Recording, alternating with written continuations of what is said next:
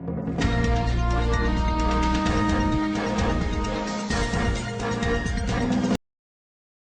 beralih ke informasi lain, saudara. Gempa bumi kembali terjadi di Kabupaten Mamuju Tengah, Sulawesi Barat pada Minggu 26 September sekira pukul 17.32 waktu setempat. Gempa dengan magnitudo 5 skala Richter ini dirasakan sampai wilayah Kabupaten Mamuju. Pasien di Rumah Sakit Mitra Manakara Mamuju terpaksa harus tidur di luar gedung hingga Senin pagi ini. Pasalnya, pasien rumah sakit ini takut akan adanya gempa susulan.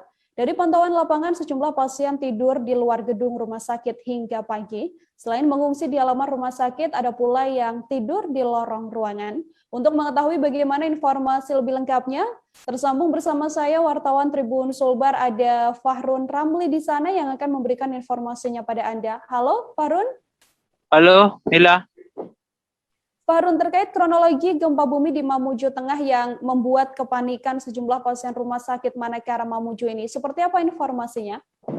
Ya, betul sekali bahwa gempa bumi tektonik kembali mengguncang Kabupaten Mamuju Tengah, tepatnya di Sulawesi Barat. Walau gempa itu berpusat di Mamuju Tengah, tapi getarannya cukup dirasakan sampai ke Mamuju Kota.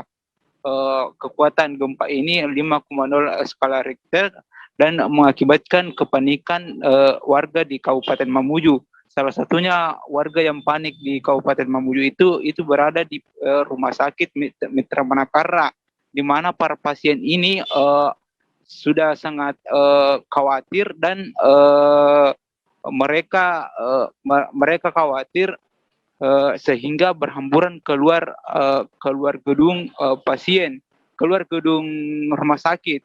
Gempa terjadi pukul 17.32 waktu Indonesia Tengah. Seperti itu, Nila. Oke, Fahrun, kemudian untuk keluarga pasien sendiri yang mengalami kepanikan, kemudian harus tidur di luar ruangan gedung, sejauh ini bagaimana komentar atau mungkin tanggapan dari mereka?